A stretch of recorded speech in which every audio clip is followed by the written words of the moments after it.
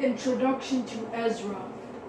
After years of captivity in Babylon, the Israelites returned to Jerusalem at last. The book of Ezra is the story of their return. It is the 10th historical book, and it picks up where 2nd Chronicles ends. Cyrus of Persia had conquered the Babylonians and was now king. He sent out an order to all his kingdom. It said that the Israelites were free to go back to Jerusalem and rebuild the temple of God.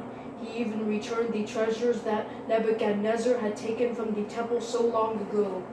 Thousands of Israelites returned to Jerusalem, and, in spite of opposition from their neighbors, they began rebuilding the temple right away. Ezra, an Israelite priest and scribe, arrived not long after the temple was finished. His mission was to study the law of the Lord, obey it, and teach it in Israel. Who?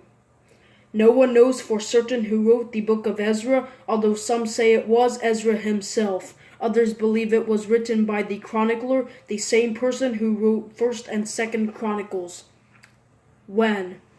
Both Ezra and Nehemiah were probably written around 400 BC, soon after the end of Nehemiah's ministry. The events of Ezra took place between 538 BC and 457 BC. Why? The book of Ezra reminded the people of how important it was and still is to worship God and only God. After years of captivity, the people were eager to rebuild the temple and follow God's laws. Redemption thread. God's temple was a place for the people to worship Him through the priests, but because Jesus came to earth and died for us, we no longer need a temple or priests to worship God, for God is always with us. Stories from Ezra. The decree of Cyrus, Ezra 1, 1-4. Return from exile, Ezra 1, 5-11. Rebuilding the temple, Ezra 3, 8-9. Opposition to rebuilding the temple, Ezra 4, 1-5. Darius's decree, Ezra 6, 6-15.